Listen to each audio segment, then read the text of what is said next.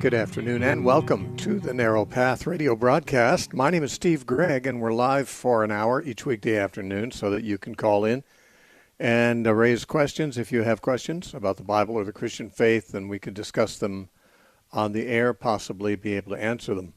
If you have a difference of opinion from the host, you don't have to ask a question. You can simply state what that difference of opinion is, and we can discuss that. So you're welcome to join us, except with this caveat. Right now the lines are full. But if you take this number down, have it ready, and call in a few minutes, usually 5-10 minutes should be enough, a line will no doubt open up, and sometimes more than one. So if you keep trying during the hour, there's a very good chance you'll catch one of the lines open. The number is 844-484-5737. That's 844-484-5737. And I want to remind you all week long that there's going to be a debate this Saturday night. It's at from 5 to 7, if I'm not mistaken, Pacific time, 5 p.m. to 7 p.m. Pacific time. It'll be streamed. We do not yet have the link posted where it'll be streamed, but just it will be there. It'll be at our website. We'll also post it at our Facebook page. So if you want to hear that debate, it's between myself and somebody you may have heard here a number of times on the program, Max, the atheist, who calls fairly often. And it was he who wanted to have a debate, and I was glad to have it. So he set it up, and we'll be doing that this Saturday night. And you may want to be part of that. We'll be debating the question of whether Christianity is true. I would also have been willing to raise the question of whether God exists, but that would be a separate debate. However, if Christianity proves true, then that also settles the question of whether God exists, because Christianity has its main subtext that there is a God and that he is involved and he visited us in Christ. And if that's not true, then there may still be a God, but if it is true, there definitely is a God. So anyway, that's this Saturday night. It's I think it's posted in the announcements at our website, thenarrowpath.com, under the tab that says announcements.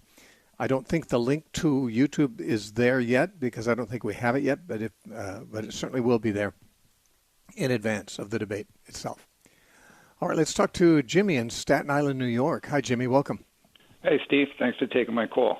Sure. I wanted to make a comment on last night. I think it was the third caller about Matthew 7:23. One of the scariest verses in the Bible. But before that, I know you're going to have a debate with Max this weekend. And I just wanted to bring up the verse in Hebrews 11:3. If he brings up evolution, by faith we understand that the worlds were framed by the word of God, so that the things which are seen were not made by things which do appear. And, that would be a good verse to explain to him why he believes in it. If we discuss evolution, which is not likely to come up, we're talking about Christianity, since Christianity is about Jesus. And Jesus, of course, we do believe that evolution is mistaken, and Max does believe in it. So we could discuss that another time, but that's not what this debate will be about. But how is this related to the Matthew 7 verse? Oh, it's not. It's totally unrelated. But last night, he brought up the scariest verse, which I agree, and you agree. I'll just read it quick. Not everyone that saith unto me, Lord, Lord, shall enter into the kingdom of heaven, but he that doeth the will of his Father which is in heaven. Many will say to me in that day, Lord, Lord, have we not prophesied in thy name? In thy name cast out devils, and in thy name done many wonderful works? And then will I profess unto them, I never knew you. Depart from me, ye that work iniquity. Now in Matthew 25, we have a parallel. Well, let's not go into all that right now. You don't have a question, and you don't disagree with me. So, I mean, it's those are the two main reasons for people to call on. Our lines are full of people waiting to get on. So I appreciate you joining us. Steve, and I'm sure we'll talk again. Yeah, I do disagree with you. You went right into works. And the reason that he said, I never knew you, is not because of their works that they're presenting. They're trying to justify their entering in by their works. And it's not by works, it's by grace. And he never knew them. Jesus said, my sheep hear my voice, and I know them. They weren't his sheep. And they follow me, and I give to them eternal life, and they shall never perish. I agree. Well, so last night you went into where do we works. disagree? What's that? Well, Jesus did. Jesus said, he that does the will of my Father in heaven. If you think that the judgment does not take works into consideration, you simply haven't read any of the scriptures on the subject. You were just about to read Matthew 25, which tells us that the sheep and the goats are distinguished by what they did and did not do with reference to the poor and the needy and the disenfranchised. And so I was sick and you did visit me. I was naked and you did clothe me. Those are, speaking of good works, those are the very works that James talks about in James chapter 2, where he says faith without works is dead. And he gives the example, if a brother or sister is naked and destitute of daily food, and you say, be warmed and filled, but you don't give them anything for the body, what does that profit? He said, even so, faith without works is dead. So James indicates that faith will always produce works. Works are therefore the evidence of faith, and therefore they are the evidence brought up in court. When someone goes to court to defend themselves, there has to be evidence either for them or against them or both that has to be sorted out. And it's not enough for the person to say, well, I had these thoughts. I believed a certain way. I was well-intentioned. No, the real question is, what did you do?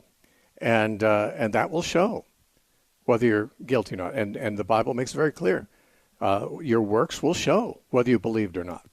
Paul said, in Christ, circumcision and uncircumcision don't count for anything, but faith, that works through love. That's Galatians 5:6. So James and Paul both agree. What saves is a faith that works through love, that produces works of love. So James says it, Paul says it, the whole Bible says it. And in fact, every time the judgment day is mentioned, it is mentioned as a judgment of works.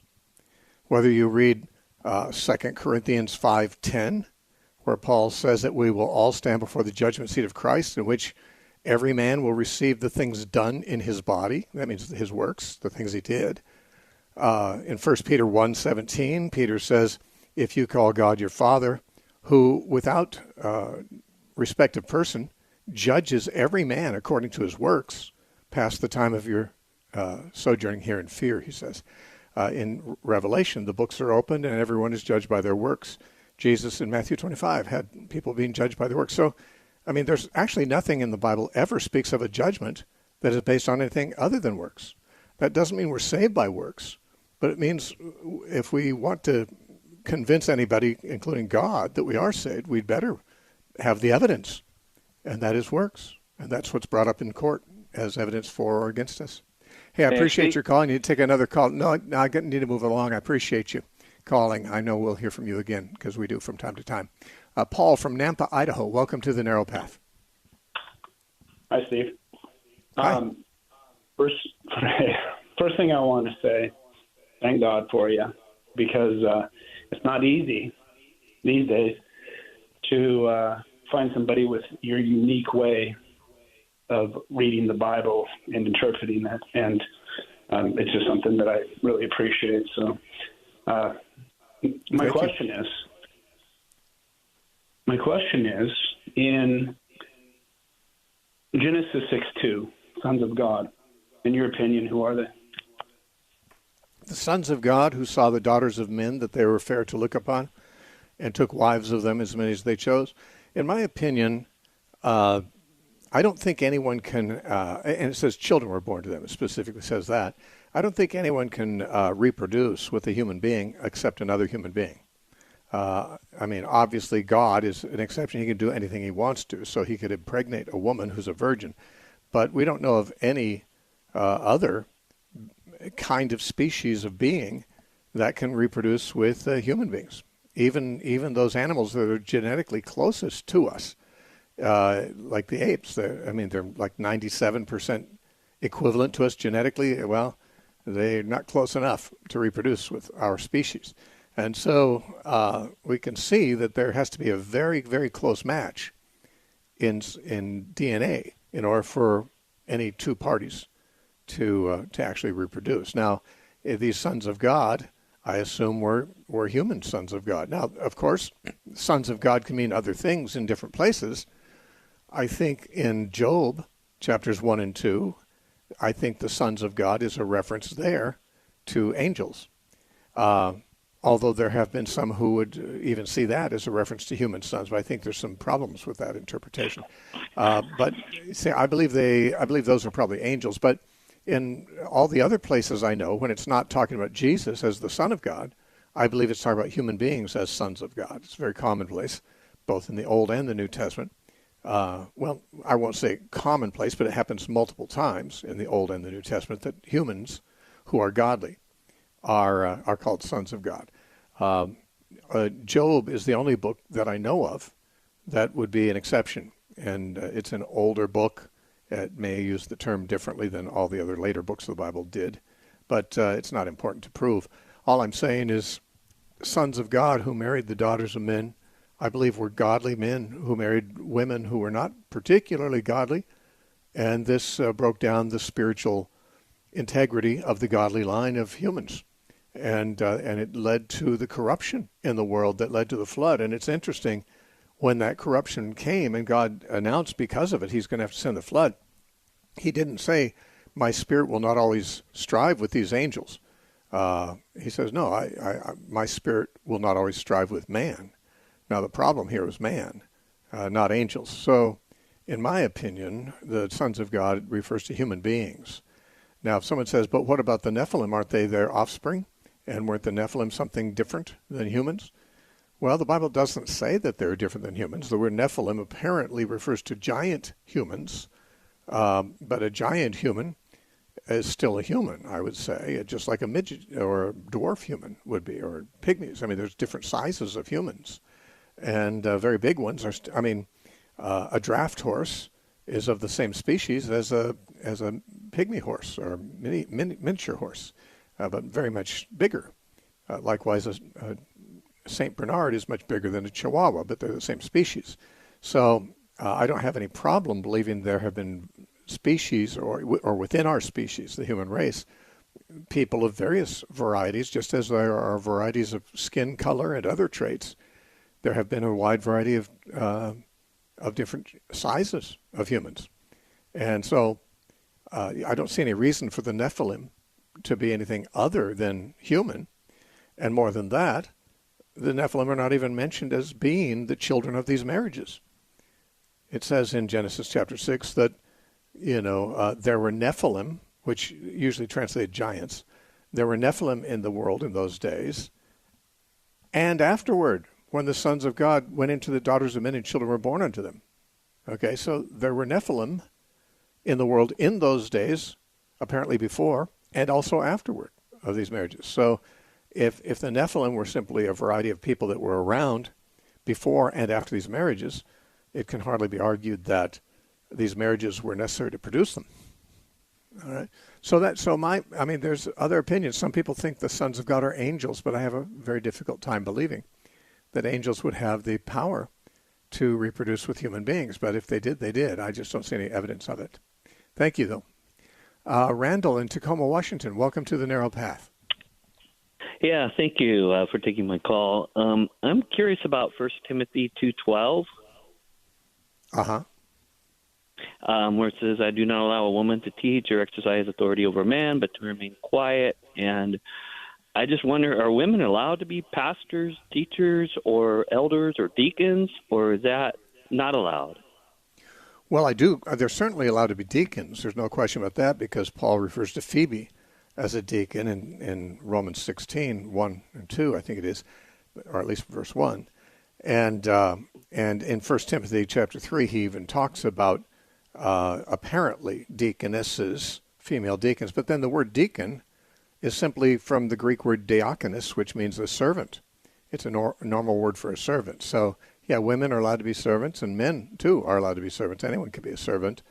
If certain people are appointed specially to be servants of the church, Paul places no distinction on whether they have to be men or women necessarily.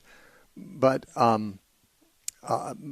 elders are something different, and because they're still servants, but they serve in a different capacity. The deacons seemingly served in practical matters, and elders served as spiritual assistants to the church. Now they were assistants. Jesus said, "Whoever would be chief among you must be the servant and the slave of all." So it's they're not bosses. They're not in privileged positions.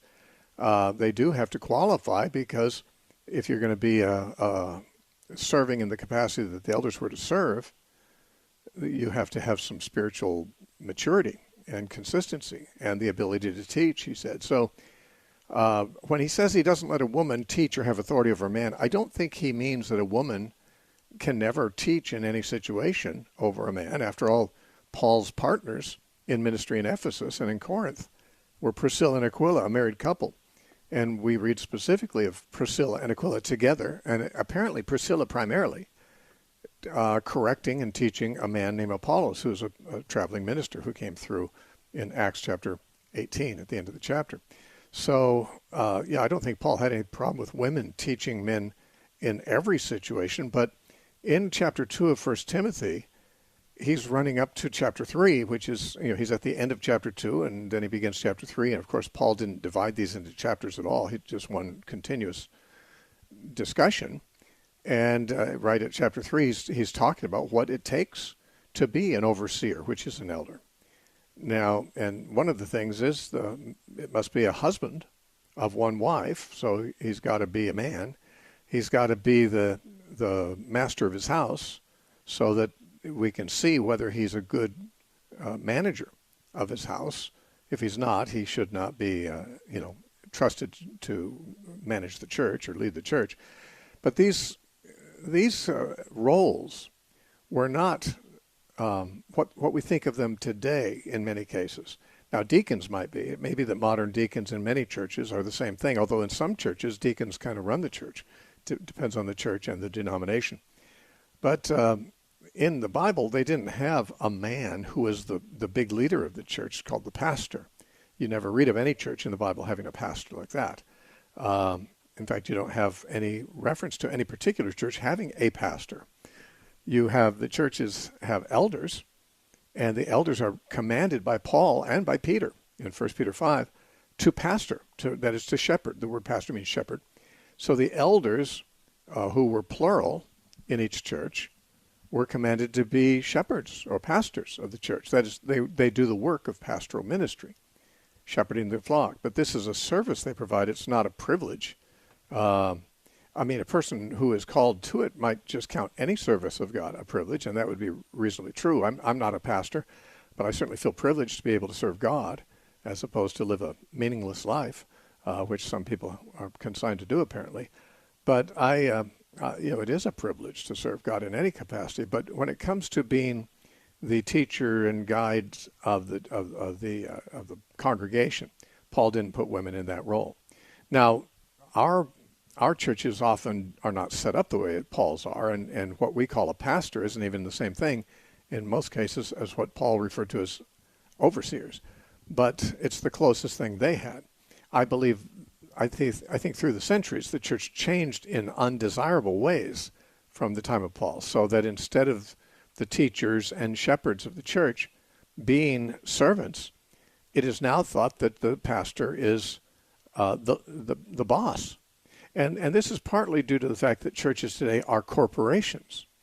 That in order to have a tax exemption in this country, they get a 503, 50C3, corporation status. And the government requires a corporation to have an executive director or CEO or something like that, and a board of directors. And of course, in order to have that, the churches have to have somebody who's designated as the CEO and people who are designated as the board of directors to operate as a corporation. And in a corporation, of course, these are the guys who make all the decisions, and they are the ones entrusted to do everything, in terms of leadership. We don't know that any of the elders in New Testament times had all that associated with it. It doesn't seem like they did, in my opinion. But when it comes to pastors, if a pastor is the same thing as an elder in the Bible, since the Bible doesn't have anyone else who's assigned to be a pastor, Paul did not put women in that position. And, if someone finds that objectionable, I'd ask, why? Why would a woman or a man object to that? I'm not a pastor, and I don't object to that. In fact, with my past marriages, I don't think I'd be qualified to be an elder. I would never, if a church asked me to be an elder, I think I'd have to say, I don't think I qualify. So what? You don't have to be an elder. You can be something else. To be a Christian, to serve God, you can do any number of things. If you're holding out for being a pastor, then that's probably because you think pastor is some kind of an enviable position, in which case a person's probably thinking in modern American terms, where the pastor's like the CEO and the boss, like of a corporation. I think a lot of people see it that way, and I don't. So if I were a woman, I would feel the same way, because I don't know how to read the Bible any differently. It's the words are there.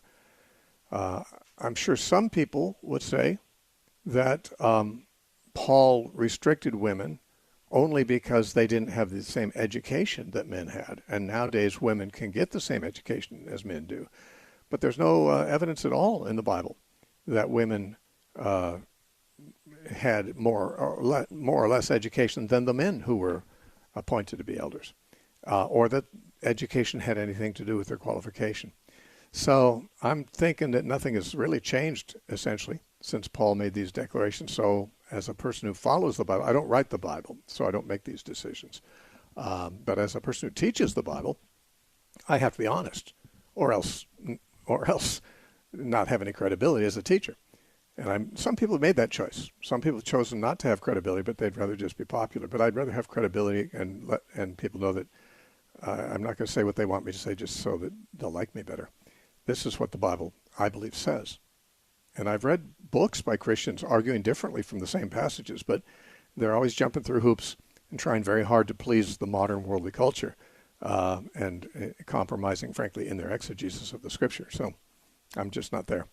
So I would say, no, Paul does not, I think, leave room for women to be elders. On the other hand, I don't think Paul was a legalist. I'm not a legalist either. If we're talking about, well, who should we appoint for elders? Should we appoint these women? I generally would say, no, that's not biblical. But there are situations where perhaps the only Christian, who converts the rest is a woman, like Elizabeth Elliot, who converted the tribe in Ecuador. And, she had to teach them. She had to lead them for a while. But she didn't, actually, Elizabeth Elliot, to the day of her death, did not believe in women pastors. But she was a missionary who had to, she was doing something that had to be done, filling in an emergency. I've been in that same situation too. I would not be a pastor of a church, but there have been times when a church that was lacking a pastor asked if I'd fill the pulpit. I've done it. That's just filling in the emergency. That's not, changing the norms. At least in my understanding, that is not. All right. I appreciate your call. Thank you so much. I appreciate it. All right. God bless you, Randall. Let's see here. Rashad from Brooklyn, New York. Welcome. Hey, Steve. Hey. Hey. Well, my question today is about the resurrection, and more specifically, resurrected bodies. Do you think those bodies are going to be whatever peak condition we would have been in on Earth, like whatever the highest strength level, etc., the athletic level we could have been in? Well, I don't believe that God's going to reward people less or more in terms of the quality of body that they get in the resurrection, based on how long they lived and how decrepit their body became before they died. I mean, some people die at infancy, some die in childhood, some die in their prime, and some die after all their natural life is practically waned out of them. It would be, to my mind, not very fair, and I don't think God would do it, to say, well, by the time you died, you were decrepit, so your resurrection body is going to be decrepit too. Obviously, right. some of the greatest saints have been people whose bodies were pretty mangled up, by the time they died and martyred. And certainly, I don't think he's going to, penalize infants and children who died before they got older and had mature bodies. So, but I don't know. I mean, we're not really given specific information. Just my speculation is based on what I understand to be God's plan and God's character. It seems to me that we don't have to worry that we'll live so long that our bodies will be the kind that we wouldn't want to see raised, because they're not very good bodies anymore. And the older I get, the more mine is in that category. So I think probably, just like Adam and Eve, I'm sure we're perfect specimens when they were created, that in the new creation, in the resurrection, our bodies will be as perfect as human bodies could be, and more so because they'll be immortal. Right. Now you just mentioned Adam and Eve. Now, do you think once they sinned, that something changed as far as their bodies were concerned? I don't know of anything that changed as far as their bodies were concerned. Of course, some people would say, well, they suddenly lost their immortality and became physically mortal. But I don't know that they ever had immortality. I think that immortality was offered to them on the condition of eating of the tree of life, but instead they chose to eat the tree that would disqualify them to eat it. So I think they were mortals who were potentially immortal, but they didn't accept that potential because they didn't obey. So I don't know that their bodies changed in any way. They were mortal to begin with, and they remained mortal, and then they died. Hey, I need to take a break now. Thank you, Rashad, for your call. You're listening to The Narrow Path. Our website's thenarrowpath.com. I'll be right back.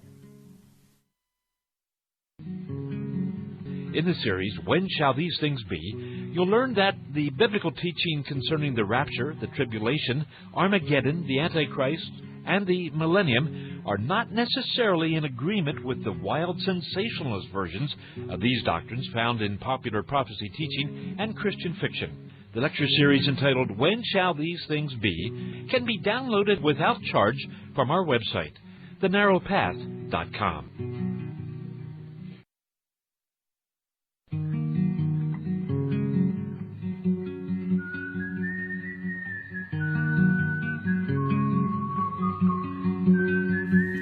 Welcome back to the Narrow Path radio broadcast. My name is Steve Gregg, and we're live for another half hour taking your calls. If you have a question about the Bible right now, we do have some lines open. We didn't when we went on the air a half hour ago, but some lines have opened up as I predicted. And if you'd like to call, you can occupy those with your questions that you have from the Bible or the Christian faith, or your disagreements with the host if you have such. The number to call is 844-484-5737. Our next caller today is Chuck from Honolulu, Hawaii. Hi, Chuck. How you doing? Hi, Steve. First, I have a question, but first I wanted to tell you a couple of times you mentioned that you were having trouble connecting to the Internet, and I wanted to let you know that you can connect to the Internet through your phone. Wherever you get a phone connection. I do, whenever I'm traveling. Mm-hmm. Oh. Yep. Oh, okay. But you have to have a phone connection, too, and that's not always the case. Not a good one. Yeah. Oh, I see. Yeah, okay, well, anyway, the Bible says over and over that God does not want sacrifice. And in Deuteronomy and a couple other places, it says that human sacrifice is an absolute abomination. But Christians say that there's no salvation without human bloodshed. Now, isn't that a contradiction? No. I mean, first of all, the Bible never says that God didn't want sacrifice. It does say that that's not primarily what he wanted. When he said, I had no pleasure in sacrifices, but that, you would do the will of God. When David said that, you did not desire sacrifice, or else I would give it, but the sacrifices you desire are, humble and contrite spirit. There are times like that when somebody in the Bible will mention that what God really wants is something better than sacrifices. But there's no question when you read the Leviticus that God required sacrifices, and even in even in the Psalms, which David is one who twice tells us that sacrifice is not so much what God was looking for. But one of the Psalms, Psalm 50, comes to mind. There may be others that would have this point. But in Psalm 50, verse 5, God said, "Gather my saints together to me, those who have made a covenant with me by sacrifice." And it says, let the heavens declare his righteousness as the person's righteousness who's made this covenant. Anyway, I disagree with your premise that God doesn't want sacrifices. Many times the Bible will use something called a limited negative, where it says not this but that, and it really means not only this but also that. So that we find, for example, in Hosea 6:6, I desired mercy rather than simply sacrifice. It says I desired mercy and not sacrifice, but any good translation will point out it means rather than or more than sacrifice. People offered sacrifices because they were required to by God, by their law. But they obviously, that's not all God wanted. God often said, like in Isaiah chapter 1 and in Malachi chapter 1, both, it says that the sacrifices they offered were not at all acceptable to God because while they offered them, they were still committing foul deeds and doing things that were wicked and oppressing their fellow man. And they had blood on their hands from shedding innocent blood, horrible things they were doing, and then they're offering their sacrifices. Those kind of sacrifices stink. There's twice or three times in Proverbs it says the sacrifice of the wicked man is an abomination to God. In other words, if you're a wicked person but you're pretending to be religious by offering sacrifices, that's an abomination. So the question of God's attitude towards sacrifices is more nuanced than you are aware. Now, it's not mine to say whether it's appropriate or not for human, that is Christ's blood, to be shed for our sins, but we can, or for our salvation. But I will say we have parallels to this. Many times people have died to protect other people or to release other people. Soldiers do it all the time. Police do it a lot. There are times when one person might sacrifice his life for a friend. And Jesus said, greater love has no man than this, than that he laid down his life for his friends. Actually, in the prophets, God said that God sacrificed the Egyptians, to rescue and ransom the Jews, or the Israelites, from captivity. So, there is such a thing as people dying to rescue somebody else. Now, Jesus, died for us to save us. And this is not a case of somebody offering a human sacrifice. It's a case of somebody offering himself. You see, some people, especially atheists, I know you yourself have said that you don't believe that in Christianity. You believe that Christ is Satan, which is the most absurd nonsense I've ever heard, but you've said it before a couple times. But atheists will sometimes say that that God was guilty of child abuse because he made his son come and die. And they don't understand that the way Jesus talked about it, the way that Christianity talks about it, God didn't sacrifice his son, he sacrificed himself. God was in Christ, it says, reconciling the world to himself. The case of Christ is not just God finding a man and saying, let's sacrifice this man. It's a case of God becoming a man so that he could sacrifice himself. And, if God says that this is what he had to do to rescue sinners, it's not for you or me to say, well, that's not okay. It's true that no one was allowed to sacrifice another person, that like the Mayas or the Aztecs did, or whatever, to their gods, or like many pagans did to their gods. Moloch worshippers sacrifice humans. That was absolutely abomination. But it's never said to be an abomination for one person to give up his life for the sake of others, which including the shedding of his blood. Now, was his blood sacrificed for those people? We could say it that way. Yeah, we could. But that's not the same thing as one person offering another person as a sacrifice to some deity.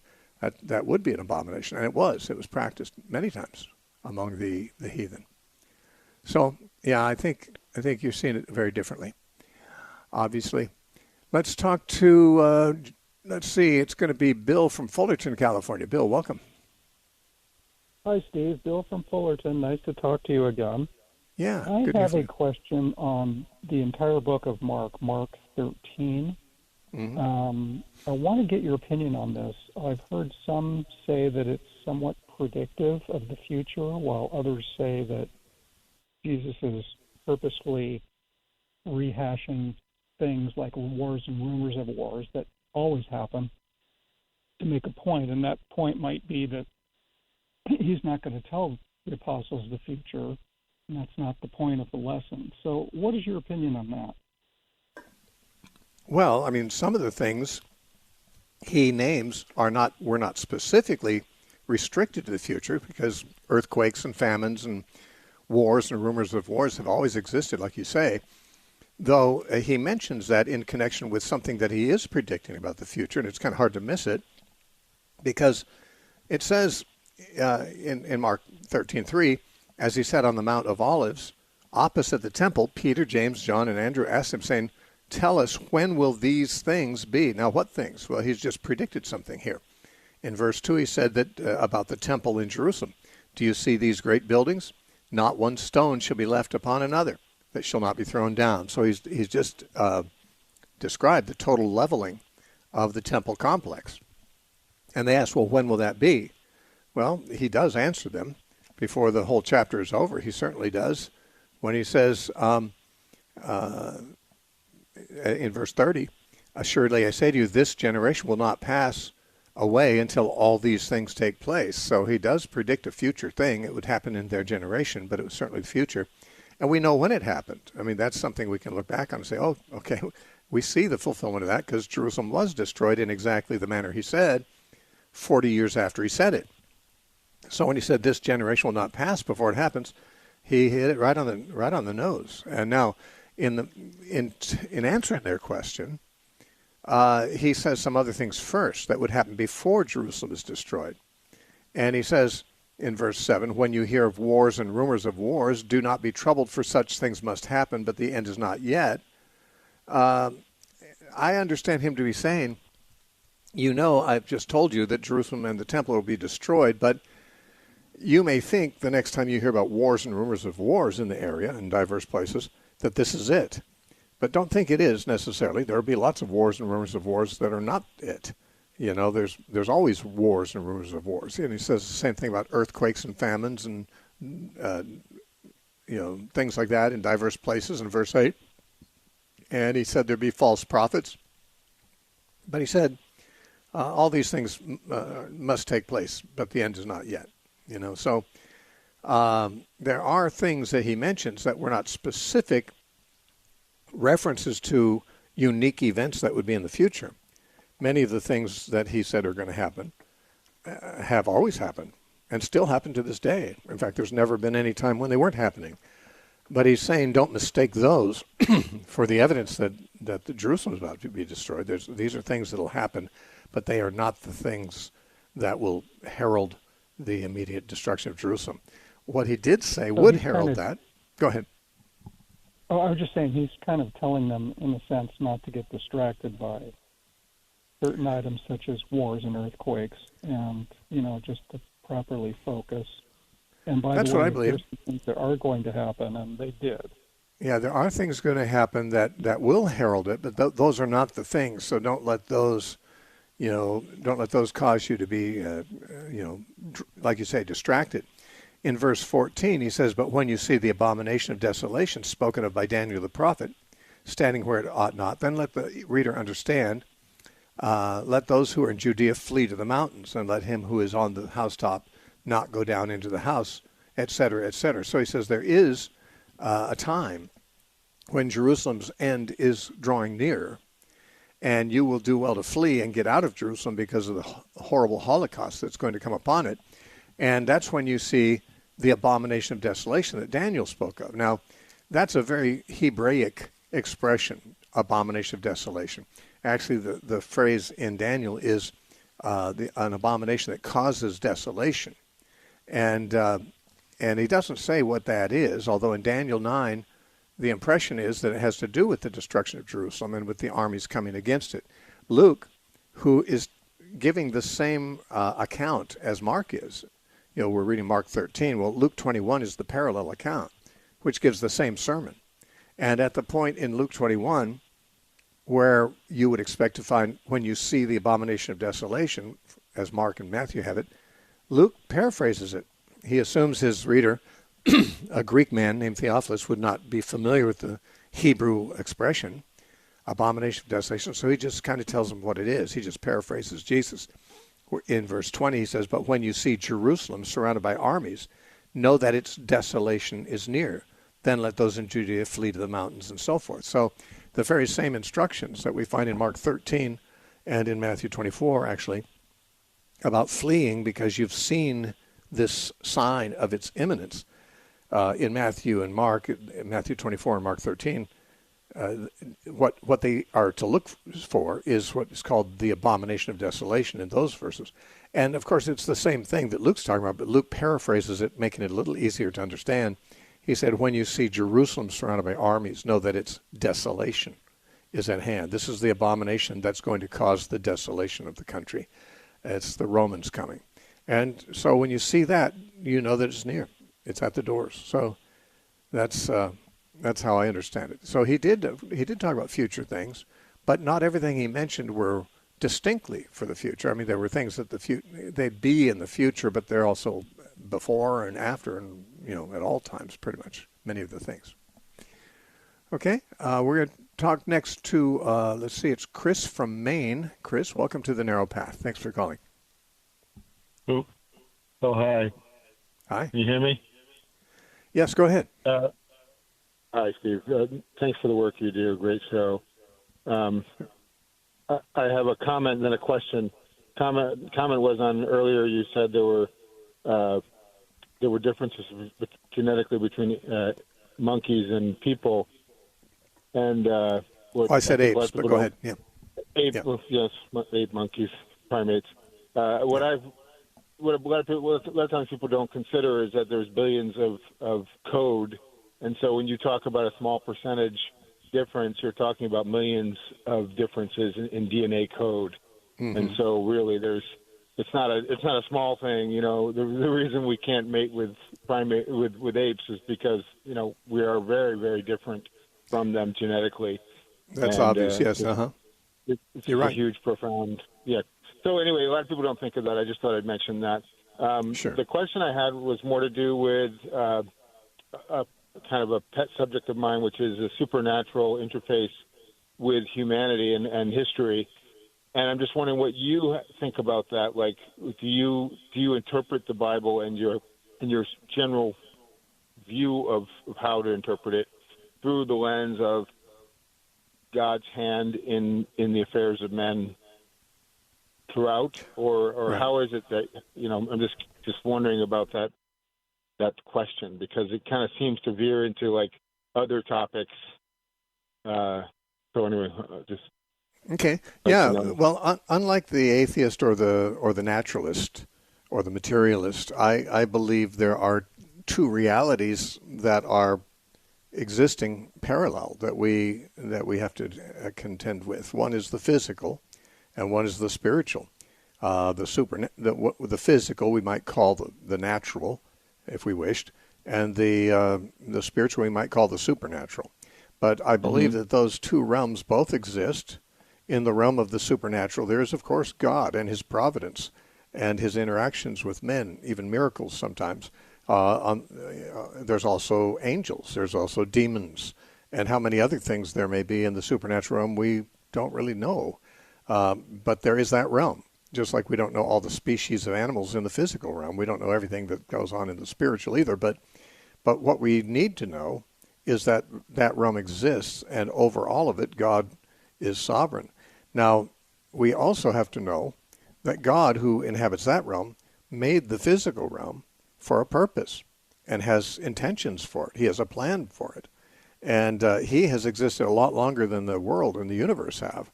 But he made them in order to bring about something in the end.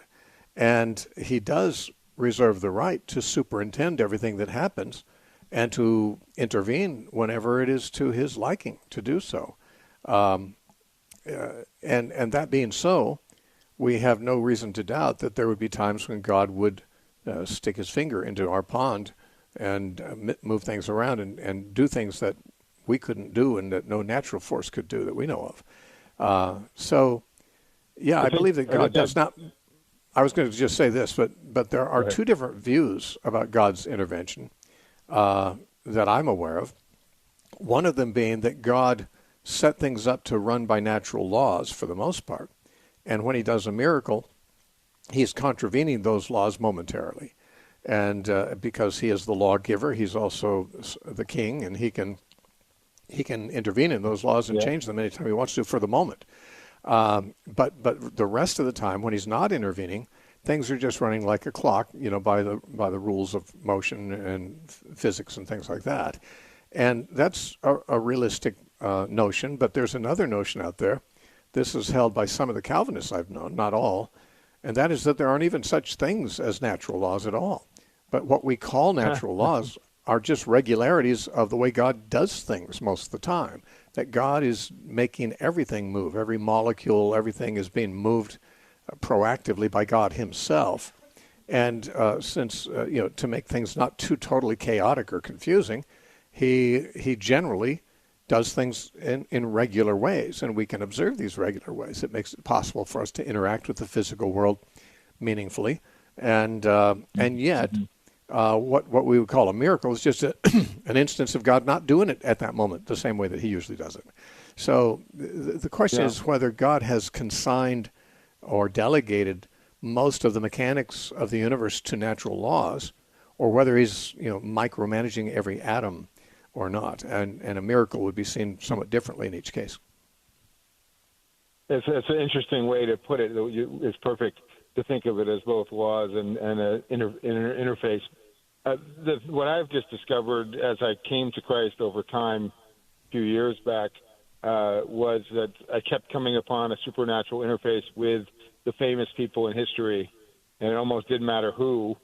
You could look at Hannibal, and if you start to read history through this lens, you start to see that you reread Livy, and you see that Hannibal is said to be guided by visions of a snake and an angel. And then the great historical question, why didn't Hannibal take Rome?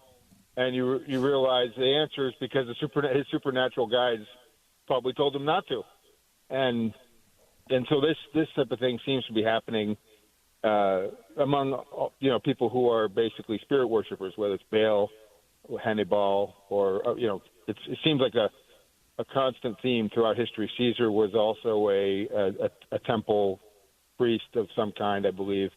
And Hitler Hitler is very interested in the supernatural too, and the occult and all that. And we need to remember that, as I said, the supernatural realm has both the God and his angels on one side, and we've got the devil and his angels or his demons or whatever on the dark side. And because at least on the view that God lets lots of things run and only intervenes when he feels the need to, he allows people to align themselves with the devil, and the devil will sometimes give powers and give revelations to his servants, and this may explain how some of these people come to power, is that the devil directs them in the ways and gives them the power to become powerful. And I mean, I don't know that we could say all or most of people who have ever been in power have had dealings with the occult. Some of the very important ones have definitely been fascinated with the occult, with the demonic powers, or with pagan religions that are essentially the worship of demons, as the Bible says. So, the demonic is involved with our world, and so is God. And I mean, it's not. I mean, when we say there's a supernatural realm, we're not talking about the same thing as if we say, well, we think there's life in other galaxies, because other galaxies don't interface with us. I mean, it's more like the spiritual realm is right here intermixed among us, so that all one needs is an interface, between the physical and the spiritual. And we might argue reasonably that human beings are that interface, We don't have any reason to believe the animals have much contact with the supernatural realm, but human beings who are made in the image of God and the image of animals, as we're part of the physical creation, we're also we've got an element of the supernatural that's breathed into us too, that we become the interface between God and his creation on one hand, and between the devil and the creation on the other, usually for other people, not the same people. But people, human beings, seem to be in that unique position, I would say. Hey, I need to take another call. I appreciate your call, Chris. We'll talk to Linda in Detroit, Michigan. Linda, welcome to The Narrow Path. Thanks for calling. Hello, Steve. I love your program. Thank you. I have two questions. What do you think, is it acceptable to God to be cremated? I've been told by a pastor that only heathens cremate. And the second question would be, through the year, giving to different charities, do you think it's right in God's eyes to take that off your taxes at the end of the year if it's a gift from God, to give to God? Mm-hmm. Well, let me take that second point since it comes up less often than the cremation. Can I listen to you on the radio? Sure you can. Okay, thank you so much. God bless you. All right, sure. I know. Well, I'll take them both. Cremation. Is it true that only the pagans cremate? Well, maybe in biblical times it was more practiced among pagans than among the Jews. The Jews honored the physical body. They wanted to honor it in burial and so forth. This is their culture. There's nothing in the Bible that indicates that cremating is a wrong thing to do and that burial is necessary to do. But, yeah, the Jewish culture definitely wanted to show respect for their ancestors and their parents and so forth when they died. And they didn't see burning their bodies to be a particularly respectful way to dispose of them, so they didn't. But there's nothing in the Bible that says that cremation is somehow necessarily immoral or pagan. And it certainly isn't the case that only pagans cremate today. Lots of Christians do. So, yeah, that the pastor who said that, I think, is mistaken. He doesn't have any biblical basis for condemning it. And the other question was, let me think. Oh, shoot, she hung up. It's so, I'm so sorry. I at my age, I can't remember two things on a list. Just ask my wife when she sends me shopping. About taxes. Thank you so much. Yeah. Thank you, Justin. Should we not deduct tax, take tax deductions on donations? Before I paid taxes, and I didn't think clearly about this, I thought, I don't want to deduct any. I wouldn't want to deduct anything I gave as a gift, through God or to the poor, because I'm not just giving to get my money back.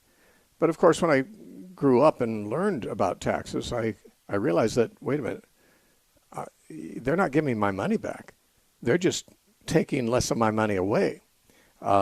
They don't return to you the money you gave to the poor. They simply don't. They subtract that amount from your income that they charge taxes on. Now, they apparently recognize you're giving to the poor as, for the purpose of responsibility, equivalent to giving to taxes. And I'd much rather give to the poor than to the government, frankly. Not that I'm not willing to pay the government for the services they provide, as long as they're good services, but the government usually charges for services that they've got that I never asked for and that God never appointed them to provide. And then they send us the bill in taxes. So I don't mind giving the government less money. It's not that they give me the money back that I give to the poor. They just take the amount that I gave into consideration and say, okay, we'll subtract that from the total of what we're going to tax you on. And that's a very different thing. So I don't think it's wrong to declare those things as tax deductions. I appreciate your call. You're listening to The Narrow Path radio broadcast. My name is Steve Gregg, and we are listener-supported. If you'd like to help us out, you can write to The Narrow Path, P.O. Box 1730, Temecula, California, 92593, or go to our website, thenarrowpath.com. Thanks for joining us. Let's talk again tomorrow.